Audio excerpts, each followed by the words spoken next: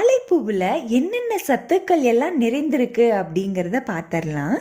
நார்ச்சத்து, antioxidant, vitamin B மற்றும் vitamin A, potassium, calcium, இரும்புச்சத்து மற்றும் தாமிரச்சத்து. இவ்வளவு சத்துக்கள் நிறைந்த வாழைப்பூ என்னென்ன நோய்களை எல்லாம் குணப்படுத்தும் அப்படிங்கிறத பற்றி பார்க்கலாம்.